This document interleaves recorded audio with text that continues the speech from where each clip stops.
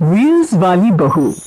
प्रज्ञा को रील्स बनाने का बड़ा ही क्रेज है और वो दिन भर रील्स बनाती रहती है। खाते पीते घूमते फिरते घर में कॉलेज में रील्स बनाने के कारण प्रज्ञा पूरे कॉलेज में हाईलाइटेड है। जहां उसके रील्स सभी को पसंद आते हैं, वहीं मनीषा चिंता में डूबी रहती है। एक रोज जब खाते हुए प्रज्ञा रील्स बना रही होती है, तब मनीषा कहती है, एक मिनट भी चैन नहीं है इस लड़की को। यह नहीं कि खाना तो आराम से खा ले, लेकिन नहीं, अरे थोड़ी देर रील्स नहीं बनाओगी तो आसमान नहीं टूट पड़ेगा। अरे मम्मी, इसी को तो कहते हैं डिटर्मिनेशन। तुम नहीं समझोगी ये सब। भगवान, इस लड़की को सद्बुद्धि दे। जब देखो तब टेढ़ा बाका मुंह बनाती रहती है। मनीषा की बात का प्रज्ञा पर जरा भी असर नहीं होता और वो खाते खाते रील्स बनाती रहती है। दिन बीतने लगते हैं और देखते देखते प्रज्ञा का कॉलेज भी खत्म हो जाता है।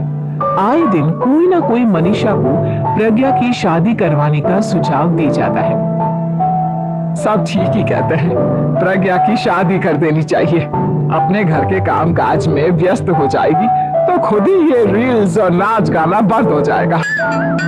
मनीषा और प्रेम प्रज्ञा के लिए एक अच्छा लड़का ढूंढने लगते हैं और तभी विकी का रिश्ता प्रज्ञा के लिए आता है, जिसने प्रज्ञा को उसकी रील्स देखकर पसंद कर लिया था। अगले दिन विकी अपने माता पिता के साथ प्रज्ञा के घर पहुंच जाता है और प्रज्ञा साड़ी पहने हाथों में चाय की ट्रे लिए उनके सामने आती है। जब विकी को पसंद है तो हमें भी बहू पसंद है। बहन जी, आप बारात की तैयारी कीजिए। एक बार लड़का लड़की अकेले में बात कर ले तो अच्छा रहेगा। हाँ हाँ, क्यों नहीं। मनीषा विकी को प्रज्ञा के कमरे में भेजती है, जहां प्रज्ञा पहले से ही रील्स बना रही होती है। तभी विकी कहता है, आ गए आपके साजन जी। हमारे साथ ये रील्स कंप्लीट करती तो और भी अच्छा रहता। अच्छा जी, अब आ ही गए हैं तो बना ही लेती हूँ आपके साथ। दोनों मिलकर रील्स बनाते हैं। जब भी मीट और तुरंत पोस्ट भी कर देते हैं। फिर विकी कहता है, जब आप साड़ी में चाय लेकर आए तब मुझे लगा कि कहीं मैं गलत घर में तो नहीं आ गया। अब सही है। दोनों की शादी पक्की हो जाती है और शादी के दिन भी प्रज्ञा रील्स बनाने से चूकती नहीं, यहाँ तक कि बारात के समय भी नाचते हुए रील्स बनाती है। सभी लोग प्रज्ञा की तारीफ के पुल बांध देते हैं और प्रज्ञा नाचती गाती अपने ससुराल चली जाती है। सब कुछ अच्छा चल रहा होता है। प्रज्ञा यहाँ भी दिन भर हर चीज की रील्स बनाती रहती है। लेकिन कुछ दिनों के बाद जब सुनीता कहती है, बहू, ये रील्स के साथ साथ कुछ काम भी कर लिया करो। वैसे तुझे और क्या क्या बनाना आता है?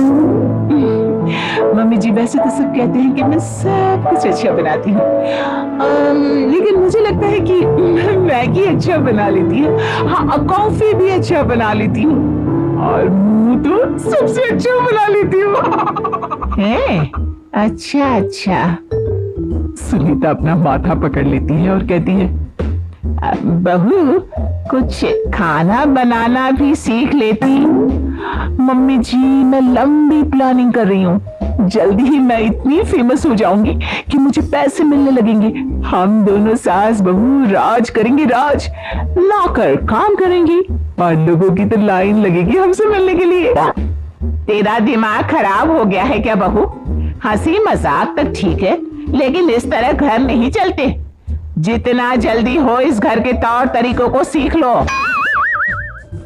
प्रज्ञा मुंह घुमाकर चली जाती है और तुरंत उसी वक्त एक रील बनाती है।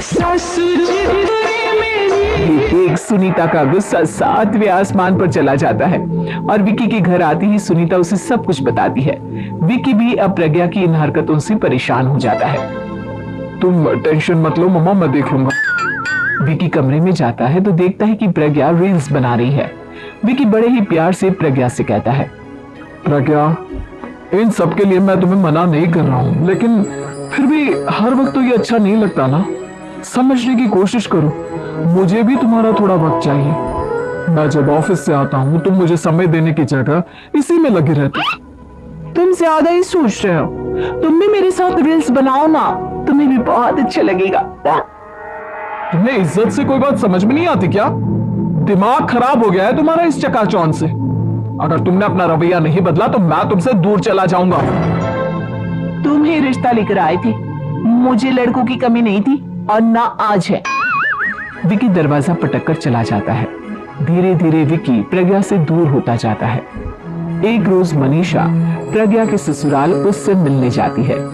तब सुनीता उससे कहती है, बहन जी अब आई हैं तो कुछ दिन यहाँ रहकर जाइएगा, आप ही का घर है।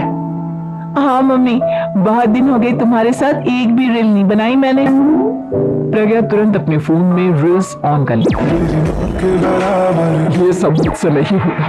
तेरा ये भूत अभी तक नहीं उतरा क्या? बहन जी आप कुछ कहती नहीं क्या इसे?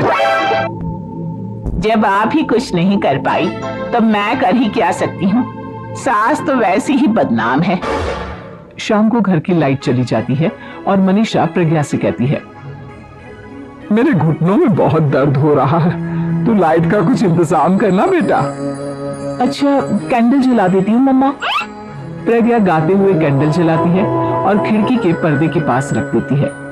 मनीषा जिसे बहुत दर्द हो रहा है वो सो जाती है और प्रज्ञा हमेशा की तरह अपनी रील्स में लग जाती है।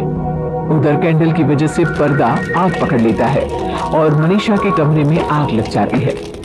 बचाओ, कोई है, बचाओ।